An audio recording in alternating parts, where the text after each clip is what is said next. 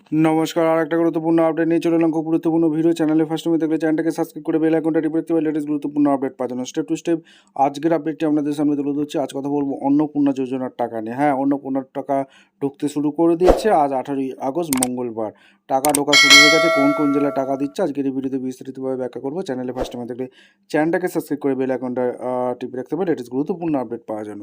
Step two step আজকের আপডেটটি আপনাদের সামনে তুলে ধরছি।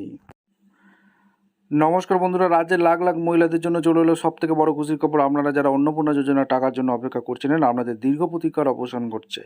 গতকাল অর্থাৎ 17ই আগস্ট সোমবার থেকে কিন্তু এই যোজনার টাকা ব্যাংকের অ্যাকাউন্টে টাকা ঢোকা শুরু হয়ে গেছে। আর 18ই আগস্ট মঙ্গলবার দুপুর 2টোর পর থেকে বহু মহিলার অ্যাকাউন্টে ধামধাম করে টাকা ঢুকতে শুরু করে দিয়েছে।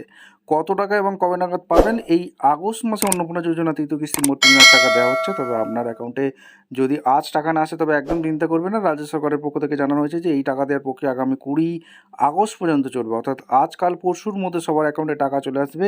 তাই টাকা না পেলে অন্তত 2 থেকে 3 দিন একটু ধৈর্য ধরে অপেক্ষা করুন। 17 লক্ষ আবেদন বাতিল কেন?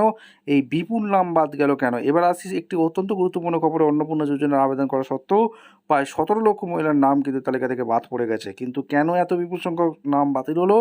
মন্ত্রী সুমনা সরকার জানিয়েছেন এর প্রধান কারণ হলো আধার কার্ডের সাথে নামের অমিল, মিসম্যাচ। প্রায় 10 লক্ষ মহিলার ক্ষেত্রে এই আধার কার্ডের নামের ভুলের সমস্যা দেখা গেছে। এছাড়া ব্যাঙ্ক অ্যাকাউন্টে বা অন্যান্য তথ্যে ভুলের কারণে অনেকের আবেদন বাতিল হয়েছে। তবে মনে রাখবেন, যারা সরকারের নিয়ম অনুযায়ী সম্পূর্ণ যোগ্য একমাত্র তারাই কিন্তু এই টাকা পাবে। নাম বাদ পড়লে কী করবেন? পোর্টাল কবে চালু হচ্ছে, যাদের নাম বাদ পড়েছে বা টাকা পাননি তাদের জন্য রয়েছে একটা বড় সুখবর। সরকার কিন্তু আপনাদের আবার সুযোগ দিচ্ছে। আগামীকাল অর্থাৎ 19শে আগস্ট থেকেই ক্লেম এবং অবজেকশন জন্য অফিসিয়াল পোর্টাল চালু করা হচ্ছে। আপনাদের আবেদন কেন বাতিল হলো তার সুনির্দিষ্ট কারণ আপনি এই পোর্টালে দেখতে পাবেন।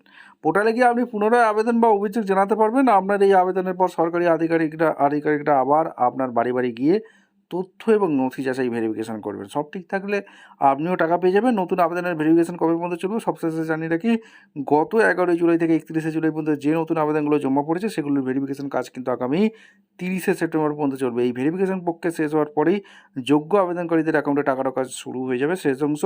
তাই বন্ধুরা, আপনাদের অ্যাকাউন্টে টাকা ঢুকলো কি না কমেন্ট করে অবশ্যই জানান। আর যদি টাকা না এসে থাকে তবে 20 আগস্ট পর্যন্ত অপেক্ষা করুন এবং 19শে আগস্ট পোর্টাল খুললে নিজের স্ট্যাটাস চেক করে নিন। আজকের ভিডিওটি ভালো লাগলে এটা অবশ্যই একটা লাইক করুন এবং বন্ধুদের সাথে শেয়ার করে এই দরকারি তথ্যটি সবাইকে জানিয়ে দিন।